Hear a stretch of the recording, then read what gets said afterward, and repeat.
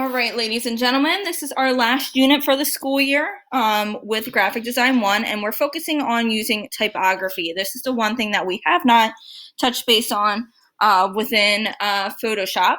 But before we jump right into our projects, there are different things that you need to know about typography and how to use typography to make your artwork successful. So what is typography? Typography first can be found everywhere. Anywhere you look, you're going to find typography in books, websites, street signs, in your kitchen, on any of the foods that you eat. Okay, typography is used. Typography can be used in two different ways. It can be focused on the style or appearance of the text, so that can be the actual font style, or it could be the artwork of working with text. So you can see within this image here, this artist is using text to create artwork. But also they're focusing on the style or appearance of the text and the way that's laid out, so your eyes are reading what they want to stand out, which we're going to get into. So first things first, there's three different categories to fonts. There's a serif font. Serif fonts have finishing strokes at the top and bottom of the letter. So you can see within this image here where it's red, these are the finishing strokes that are added onto the letters. This gives more of a classic look. It's used for more traditional projects, and you can find them on any really printed material such as books, magazines, and newspapers. Then you have sans serif fonts, which means it does not have the extra stroke. Sans means without serif. So sans serif fonts do not have the stroke, as you can see in this image here. So that means these fonts give more of a clean and modern look, and they're easier to read on any type of screen, such as like your iPhone, a Kindle, your computer screen. These are what websites are usually made with. So you can see the two together. Okay, you have the example of the serif font with the extra strokes on the tops and bottoms of the letters, and then you have the sans serif font right below it where it has a nice, clean, sharp edge. The third category of fonts are display fonts. So you can have script, black letter, any fonts that are just all capital letters, and then there's decorative fonts. These are just a couple examples. It's good to use a small amount of text like these for like titles and headers. So display fonts really kind of grab your interest right away, especially if they're more at the top of your document. Okay, hierarchy. This is super important when using fonts. Hierarchy is more guided to your reader's eye. So it's more of whatever is most important. So creating different layers of hierarchy creates different levels of emphasis. So when you are, say, creating a poster with a quote on it, you want to pick out the words that are going to be the most important for your viewer to read first. What do you want them to see first? So if you want them to see it first, you might want to make the print larger, maybe bolder, or different in some way, which could be maybe more of a stylized display font, so it just pops out to your viewer. So for instance, when you first look at this document, your eyes are going to start where the font is the largest and boldest. Then it moves on to the next level where it's not super small, but it's medium size. You can still read it from afar. And then, of course, you'll read the last part down at the bottom where it says, now your eyes casually move down to the body of text, unaware of the visual hierarchy at play. So typically, I would say no more than 3 levels of hierarchy. And hierarchy can be created in 3 different ways. So that's creating emphasis. So your center of interest. So you want to think about, okay, what's going to pop? What's going to be the most dominant part of your design? So you want to think opposites and contrasts. So to create hierarchy, something might want to be bigger, bolder, and you can have a choice of font. Of course, display fonts will probably be for the top hierarchy. But then when you move on to your next level, if you do a second level, you might want to unbold it. You might have a smaller font. And then you might want to choose an opposite. So something that's more of a display font or decorative, you might want to use more something of a sans serif. So always think opposites. And to make it easier on yourself, I would usually stick with sans serif and serif just because they are complete opposites. One says with strokes, one says without strokes. And when you're moving down hierarchy and size, you kind of almost want to think of a 2-to-1 ratio. So if I'm making, say, for instance, I'm making the best way, that's like 30-point size in typography. My next level, I would want to do half of that. So if you're doing 3 hierarchies, you might want to think of a 3-to-1 ratio. So you want to have like 3 different layers. So like say it would be 90, 60, 30, depending on how big I wanted my letters to be. I hope I'm making sense. So again, like looking at this image here, my eyes directly go to best and then way because they're still the same size, but they're not bolded the same way. Then I see predict and then the future because it's still all bolded together, then create it. So those are the words that pop out to me first. But then I have these smaller letters. And of course, I'll read the best way to predict the future is to create it.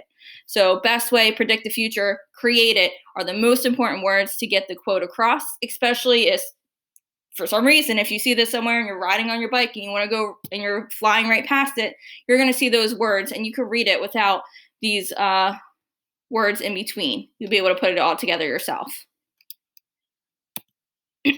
Okay, so a couple more things about typography is thinking about the spacing of your letters and your words so it's easy for your audience to read. So leading, this is the space between the lines of text. So you're going to hear me talking about your leading and how it's spaced. So think about your line spacing. You want to make sure that it's comfortable to read because if it's not, this is a great example. Okay, your words are kind of overlaying one another. You can't really tell what it says unless you're like really kind of like squinting your eyes. Like it says typography sucks. Is this content hard to read? Yes, why? The typography sucks. And it just reads on and on and on again.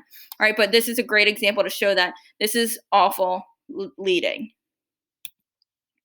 Then there's tracking. This is talking about the spacing between characters.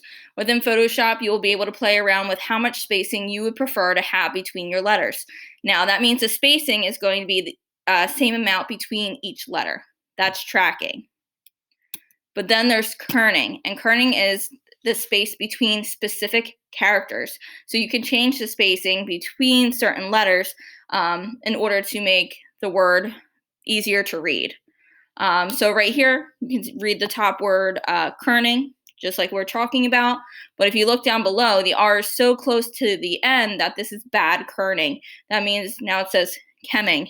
I don't know what that means. But you want to make sure that whatever font you use, it has great kerning. I usually say if it has awful kerning and you have to do a lot of adjustments, don't use it. Get rid of it and find something else that's more successful. So let's look at some examples of bad kerning. So I'm not going to really read these. I'm going to let you have fun with your on your own as you read these.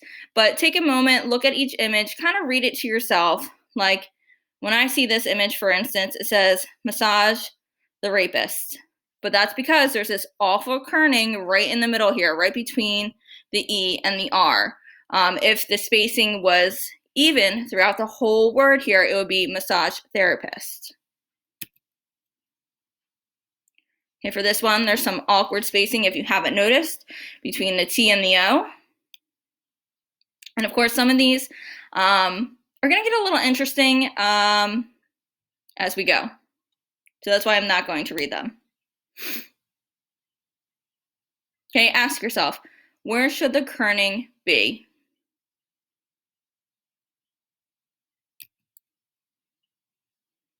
Where should the kerning be fixed? And I always like this phrasing. I don't know why, but it's just funny. Bad kerning makes a Yeti cry. Okay, and what's awful about kerning is that when you have awful kerning, it either one sends the wrong message, and two, it makes it hard to read. So these are some things that you want to keep in mind. Using typography is all about allowing your viewer to read the message that you're trying to give across. So for your first assignment with our typography, you're going to have a kerning game. Okay, so right here, you're going to have a link attached in Google Classroom, so that's a link you're going to use. But you're going to play this game called Kern Type. And your goal is to click and drag the letters into place. So for example, this just showed you what to do. So all I'm going to do is I'm going to click my V and I'm going to slide it over until I believe it has perfect kerning. Once I think I'm in the right spot, I'm going to let go and I'm going to click done. Down at the bottom here, it's going to tell me my score for that word. And then it's going to show me, if I put it in the wrong spot, where it's supposed to be. So my V is supposed to be slightly over, but they gave me a full 100. And look at that. That's bad kerning right there. I'll just give you another example. Okay, so now they're not showing me anything to do. I have to figure out, okay, where is this Y supposed to go? Where's the P supposed to go? You're probably not going to be able to move the letters on the outside. It's all about moving the letters on the inside. Ugh. You're just going to take a guess. Oh, that was pretty bad. All right, and you're going to keep doing this all the way into the end. And once you get to the end, you're going to get a score. Let's see. Oh, yeah.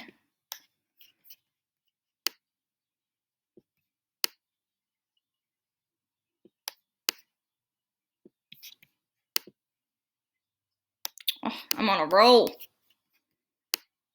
But now I said that, and I won't be on a roll. All right, but I think you guys get the idea. So when you're done with this game, you're going to get a score at the end. And what I need you to do, in order to get full credit for your assignment, I don't want you to just take a screenshot, because what can happen, because I'm not stupid, I'm going to say that right now, I'm not stupid, is that anyone can take a screenshot, you can share it with one another, and then you all turn in the same score. That would be such a coincidence. So what you're going to have to do is, at the end, when you get to your screen with the score, I want a selfie with you and your score. So I know that you got the score. I hope that makes sense. And I'm going to give you an example at the end. And I distracted myself from giving you a talking to. All right.